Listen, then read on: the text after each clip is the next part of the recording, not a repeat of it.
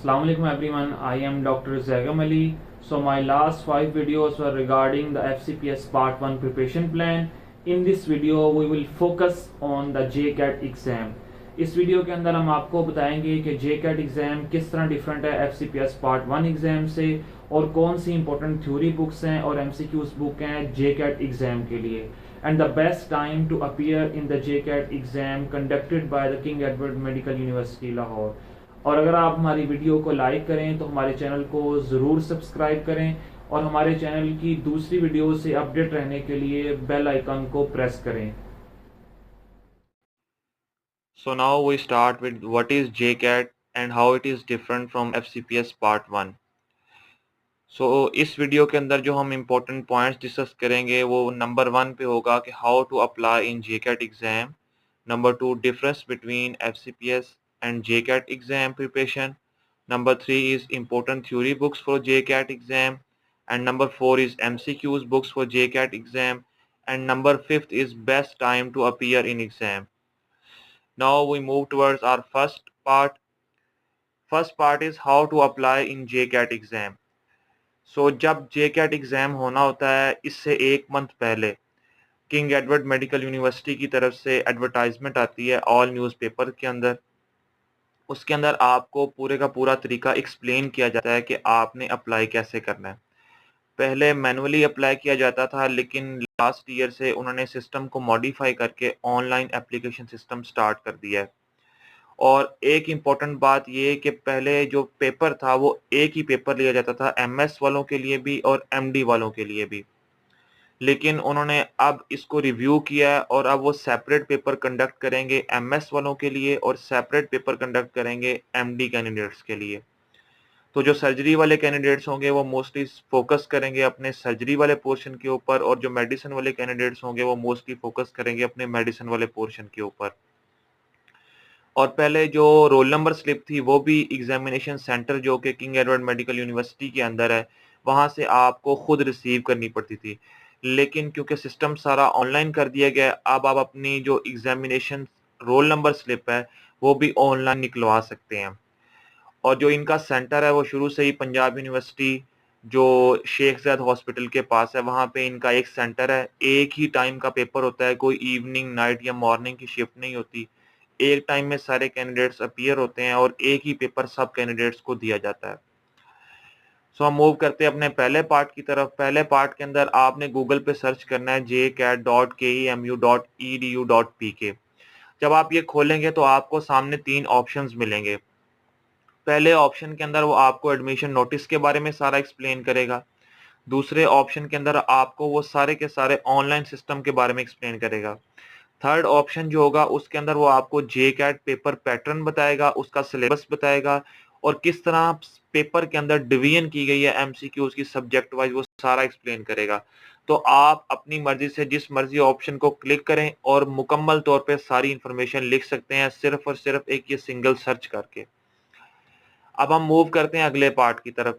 इसके बिल्कुल नीचे उन्होंने एक वीडियो ट्यूटोरियल दिया हुआ है। आपके लिए ये वीडियो ट्यूटोरियल देखना मस्ट है, क्योंकि जिन लोगों ने ऑनलाइन अप्लाई नहीं किया पहले या जो लोग पहले मैनुअली एप्लीकेशन फॉर्म जमा करवाते थे, ऑनलाइन एप्लीकेशन का सारा जो फॉर्मेट है और जो सारे का सारा उसका तरीका है वो इस वीडियो के अंदर उन्होंने एक्सप्लेन किया हुआ है। कैसे आपने ऑनलाइन अपनी एग्जामिनेशन रोल नंबर स्लिप लेनी है, कैसे आपने अपनी जो बैंक फ़ी जमा कराई है, उसकी स्कैन कॉपी लगानी है। सिर्फ़ एक काम आपने जो करना है, वो ये करना है कि इनके मेलिंग एड्रेस के ऊपर, जो कि आपको एडवर्टाइज़मेंट में भी बताया जाएगा और इस वेबसाइट पे भी बताया गया है, अपने सारे रिक्वायर्ड डॉक्यूमेंट्स जौन-से हैं, वो मेल करने हैं। उसके बाद जो स्क्रूटनी होगी, वेरिफ़िकेशन होगी और आपको आपकी रोल नंबर स्लिप ऑनलाइन जारी कर दी जाएगी। अब आपको बार-बार यूनिवर्सिटी के चक्कर लगाने की ज़रूरत नहीं है। इसके बाद हम मूव करते हैं पेपर पैटर्न की तरफ। ये जेकैट एग्जाम और MS MD part 1 exam King Edward Medical University की तरफ से कंडक्ट किया जाता है पूरे पंजाब के लिए। ये एक सिंगल पेपर होता है। इसके अंदर एफसीपीएस पार्ट 1 की तरह 2 पेपर्स वाला कोई कांसेप्ट नहीं है कि पेपर ए होगा और पेपर बी होगा, पेपर ए सबके लिए सेम होगा, पेपर बी स्पेशलिटी वाइज होगा। There is only single paper, one for MS candidates, one for MD candidates, and other for MDS candidates. इस सिंगल पेपर के अंदर 125 एमसीक्यूज होंगे और हर एमसीक्यूज के 2 मार्क्स होंगे। सो टोटल मार्क्स हमारे पास 250 मार्क्स होंगे। इसके अंदर जो डिवीजन होगी एमसीक्यूज की वो उन्होंने अपने सिलेबस वाले पोर्शन के अंदर वेबसाइट के ऊपर बताई हुई है। कोई नेगेटिव मार्किंग नहीं होगी, कोई परसेंटाइल सिस्टम नहीं होगा और पासिंग परसेंटेज इस पेपर की 60% है। सो आपने जितने एमसीक्यूज ठीक किए होंगे उससे 2 को मल्टीप्लाई करें, जो आपके मार्क्स आएंगे उनकी परसेंटेज आपकी सीआईपी क्राइटेरिया के अंदर शामिल की जाएगी। ना उससे कोई कम किए जाएंगे ना उससे कोई ज्यादा किए जाएंगे। जिस तरह एफसीपीएस में फिक्स मार्क्स दिए जाते हैं पासिंग कैंडिडेट्स को, वो सिस्टम नहीं है जे कैट के अंदर। आप जितने मार्क्स लेंगे उनकी परसेंटेज ऐड की जाएगी आपके सीआईपी क्राइटेरिया के अंदर। अब हम मूव करते हैं अपने इंपॉर्टेंट पोर्शन की तरफ, जो सबसे इंपॉर्टेंट है कि लोग जो क्वेश्चन पूछते हैं कि एमएसएमडी और पार्ट 1 के एग्जाम के अंदर मेन फर्क क्या है। सबसे पहली बात, एमएसएमडी का जो एग्जाम है ये आहिस्ता आहिस्ता इवॉल्व हुआ है। इसके अंदर बहुत ज़्यादा बेहतरी आ चुकी है। ये एक ऐसा एग्जाम है जो टोटली क्लिनिकली ओरिएंटेड बन चुका है और कंसेप्चुअल बन चुका है। इसलिए जो कैंडिडेट्स ये समझते हैं कि इसको पास करना बहुत आसान है, तो ऐसी बात नहीं है।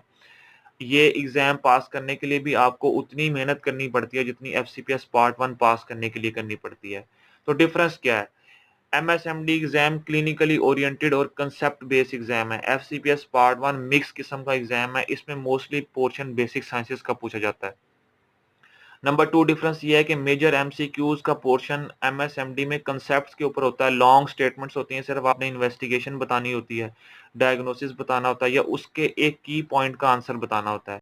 एफसीपीएस पार्ट 1 एमसीक्यूज का मिक्सचर होता है जिसमें कंसेप्ट्स भी होता है और रट्टा भी होता है। आपको सिंगल लाइन के एमसीक्यूज भी आ सकते हैं और सिनेरियो बेस्ड भी आ सकते हैं। नंबर 3 पे 75% जैसे मैंने आपको बताया पोर्शन क्लिनिकल सिनेरियोज का होता है। एफसीपीएस पार्ट 1 मिक्सचर होता है, इसमें सिनेरियोज भी आती हैं और सिंगल लाइन स्टेटमेंट भी आती हैं। नंबर 4 पे एमएसएमडी का सिर्फ एक पेपर होता है। नंबर 4 एफसीपीएस पार्ट 1 के अंदर ये है कि इधर 2 पेपर्स लिए जाते हैं। पेपर 1 सब स्पेशलिटीज का सेम होता है और पेपर 2 जो सा है वो अपनी स्पेशलिटी का पेपर होता है। नंबर 5 पे ये है कि मेजर एमसीक्यूज का पोर्शन अगर आप करेक्ट कर लेंगे एमएसएमडी के अंदर तो आपके नंबर उतने ही ज्यादा बढ़ जाएंगे, परसेंटेज उतनी ज्यादा बढ़ जाएगी। लेकिन एफसीपीएस पार्ट 1 के अंदर परसेंटाइल सिस्टम होता है। किसी एमसीक्यूज के 0.5 मार्क्स होते हैं, किसी एमसीक्यूज के 2.5 मार्क्स होते हैं, किसी के 1 होते हैं। तो आपने जो सिर्फ और सिर्फ पास करना होता है और पासिंग कैंडिडेट्स को परसेंटेज नहीं बताते, सिर्फ और सिर्फ उसे पास बताते हैं। जबकि फेल होने वाले कैंडिडेट्स को वो दोनों पेपर की परसेंटेज बताते हैं, जिसके लिए ज़रूरी है कि अगर किसी ने पास करना है तो 75% पेपर ए में ले और 75% पेपर बी में ले। थर्ड पोर्शन जो हमारे पास है वो ये है कि हम जे कैट के लिए कोई स्पेशल बुक्स पढ़ेंगे, नहीं। ये वही बुक्स होंगी जो आप एफसीपीएस पार्ट 1 के लिए पढ़ते हैं। अगर आप एफसीपीएस पार्ट 1 की तैयारी साथ साथ कर रहे हैं तो आप जे कैट की तैयारी भी साथ साथ कर सकते हैं। तो एनाटमी के लिए हम जो इंपॉर्टेंट बुक पढ़ेंगे वो स्नेल्स रिव्यू ऑफ एनाटमी होगी। फिजियोलॉजी के लिए बीआरएस फिजियोलॉजी होगी और केप्लान्स न्यूरो एनाटमी होगी न्यूरो एनाटमी के लिए, और first aid for USMLE. First aid के बारे में एक बात इंपॉर्टेंट मैं आपको बता दूं, ये वो वाहिद बुक है जो आपको एफसीपीएस पार्ट 1 में शायद इतनी हेल्प ना करे और आपको दूसरी बुक्स पढ़नी पड़े। लेकिन जे कैट अगर आपने पास करना है तो इस बुक को आपने मस्ट अच्छे तरीके से पढ़ना है। इसके सारे सिस्टम, सारे पोर्शन आपने अच्छे तरीके से देखने हैं, क्योंकि मोस्ट ऑफ द पेपर के जो एमसीक्यूज हैं वो इस बुक को पढ़ के आप आराम से कवर कर सकते हैं। नंबर 5 पे एक बुक लिखी हुई है मास्टर द बोर्ड्स एमटीबी। ये CK2 यूएसएमएलई वालों की एक बुक होती है। अगर आपके पास इनफ टाइम है और आप चाहते हैं कि आपने सिर्फ एमएसएमडी ही देना है और आपने इसी में ही अपना करियर परस्यू करना है, तो आप ये बुक पढ़ सकते हैं, क्योंकि ये बुक थ्योरी की ऐसे पोर्शन पे बेस करती है जो कि क्लिनिकली ओरिएंटेड है, जो कंसेप्ट्स के ऊपर बेस करता है। ये ऊपर वाली बुक्स मोस्टली बेसिक साइंसेस की हैं और जो नीचे वाली बुक है ये सारी की सारी क्लिनिकली ओरिएंटेड बुक है। ये आपके सामने बुक्स, दो इंपॉर्टेंट बुक्स हैं एनाटॉमी की और फर्स्ट एड, इसकी पिक्चर आपको नजर आ रही है। अब हम लास्ट पे मूव करते हैं, तो लास्ट पे हमारे पास है इंपॉर्टेंट एमसीक्यूज बुक। जो एक एमसीक्यूज बुक इनकी सबसे ज्यादा फेमस है वो है गेटवे टू एमएसएमडी एग्जाम। ये एमसीक्यूज बुक ऐसी है जिसके अंदर पास्ट पेपर के सारे एमसीक्यूज जो अब तक जे कैट कंडक्ट कर चुका है वो उन्होंने लिखे हुए हैं। कुछ जगह पे मिस्टेक्स हो सकती हैं लेकिन मिस्टेक्स इतनी ज्यादा नहीं, आप इसे पढ़ सकते हैं। हर साल जो कैंडिडेट्स अपना एग्जाम दे के निकलते हैं वो ग्रुप्स के अंदर अपने एमसीक्यूज बताते हैं और उनको फिर कंपाइल किया जाता है इस बुक के अंदर। मैंने खुद ये वाली बुक पढ़ी थी तो इसीलिए आई रिकमेंड यू कि आप गेटवे टू MSMD ज़रूर 3 दफ़ा पढ़ें। कुछ लोग कहते हैं कि प्री टेस्ट सीरीज़ के जो MCQs हैं अपने अपने जो स्पेशलिटी वाइज वो भी इंपॉर्टेंट है, लेकिन मैंने ये बुक नहीं पढ़ी इस पे, इसलिए मैं इस पे कमेंट नहीं कर सकता। तो गेटवे टू MSMD बहुत अच्छी बुक है। अगर आपने अपनी थ्योरी कर ली है तो साथ साथ आपने अपने MCQs को इस बुक से रिवाइज करना है। सो लास्ट क्वेश्चन हमारा ये होता है कि best time to appear in JCAT exam. तो इसका सिंपल सा आंसर है कि एज सून एज पॉसिबल। जो लोग ये समझते हैं कि हम JCAT को अच्छी तरीके से तैयार करके देंगे तो वो ये बहुत बड़ी मिस्टेक करते हैं, क्योंकि JCAT का एग्जाम आपके फाइनल ईयर नॉलेज के ऊपर बेस करता है, आपके कंसेप्ट के ऊपर बेस करता है और आपने हाउस जॉब में अपनी जो क्लिनिकल ओरिएंटेशन ली है उसके ऊपर बेस करता है। जितना जल्दी आप इस एग्ज़ाम को क्लियर कर लोगे उतना आपके लिए बेहतर होगा। जितना लेट आप इस एग्ज़ाम के अंदर अपीयर होगे, क्योंकि आप पार्ट 1 की तैयारी में मसरूफ़ होगे, तो आप अपनी बेसिक्स के ऊपर ज़्यादा फोकस करोगे और क्लिनिकल सब्जेक्ट्स को पीछे छोड़ दोगे। तो हाउस जॉब के बाद आप मेनली इन चीज़ों पे फोकस करते हो, जो क्लिनिकल एग्ज़ाम्स हैं, जो क्लिनिकल पेशेंट्स हैं और जो क्लिनिकल रोटेशंस हैं, इसका नॉलेज आपको हेल्प करेगा JCAT के MCQs पिक करने के अंदर। तो ये थी हमारी ब्रीफ आउटलाइन कि JCAT एग्ज़ाम कैसा है, इसमें अप्लाई कैसे किया जा सकता है और इसके लिए बुक्स कौन सी हैं और हम किस तरह इसको FCPS पार्ट 1 के साथ लेकर चल सकते हैं। So guys, in this video I'll explain all the important things regarding the JCAT from starting admission, plan, books, how it is different from the FCPS part 1 and all the important theory and MCQs book. Next video के अंदर इंशाल्लाह हम आपको कोई plan देंगे कि आप कितने मंथ के अंदर इसके सिलेबस को कवर कर सकते हैं।